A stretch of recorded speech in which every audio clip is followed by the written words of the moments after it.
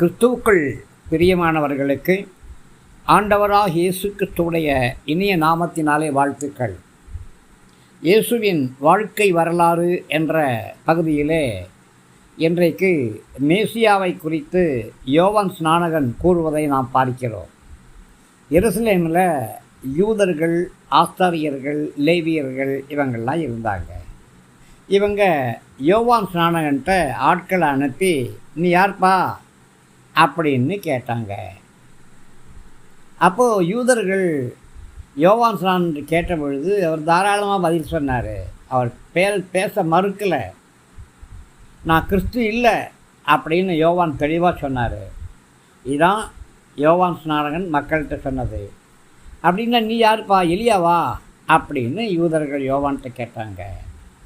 இல்லைப்பா, நான் எலியாவும் இல்லை அப்படின்னு யோவான் ஸ்நானகன் சொன்னார். அப்போ யார், நீங்கள் தீர்க்கதரிசியா அப்படின்னு யூதர்கள் கேட்டாங்க. இல்லைப்பா, நான் தீர்க்கதரிசியும் இல்லை அப்படின்னு சொன்னார். அப்செட் ஆயிட்டாங்க. அப்போது நீங்கள் யார்?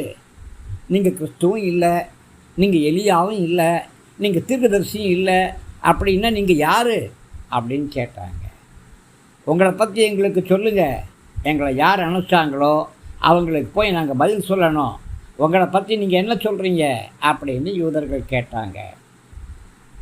யோவான் அவங்கள்ட்ட தீர்க்கதரிசி எலியா சொன்ன ஒரு வார்த்தையை மேற்கோள், ஏசாயா சொன்ன ஒரு வார்த்தையை மேற்கோளாக காட்டினார். என்ன? வனாந்தரத்திலே கூப்பிடுகிற சத்தமாக நான் இருக்கிறேன், கர்த்தருக்கு வழியை ஆயத்தம் பண்ணுங்கள் அப்படிங்கிற வார்த்தையை நான் இப்போ நிறைவேற்றுறேன் அப்படின்னு சொன்னார்.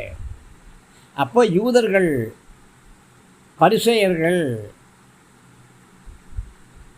அவரை பார்த்து, நீங்கள் கிறிஸ்துவும் இல்லை, நீங்கள் எலியாவும் இல்லை, நீங்கள் தீர்க்கதரிசியும் இல்லை, அப்போ ஏன் நீங்கள் ஞானஸ்நானம் கொடுக்குறீங்க அப்படின்னு கேட்டாங்க. அதற்கு யோவான் என்ன பதில் சொன்னார் தெரியுமா? நான் தண்ணியில் ஞானஸ்நானம் கொடுக்குறேன்பா, ஆனால் உங்களோடு இங்கே ஒருத்தர் இருக்கிறாரு, அவர் உங்களால் அறியப்படாத ஒருத்தராக இருக்கிறாரு. அந்த ஒருவர் தான் எனக்கு பின்னாடி வரக்கூடியவர். அவருடைய செருப்புடைய வார அழுக்க கூட எனக்கு தகுதி கிடையாது அப்படின்னு யோவான் பதில் சொன்னார். பிரியமானவர்களே, இந்த நிகழ்ச்சிகள் யாவும் யோர்தான் ஆற்றின் அக்கறையில் உள்ள பெத்தானியாங்கிற இடத்துல நடந்துச்சு. அங்கே தான் யோவான் ஸ்நானகன் மக்களுக்கு ஸ்நானம் கொடுத்து கொண்டிருந்தார். மனம் திரும்புதலுக்கு ஏற்ற ஸ்நானம். கர்த்தர் உங்கள் ஆசீர்வதிப்பாராக. ஆமென்.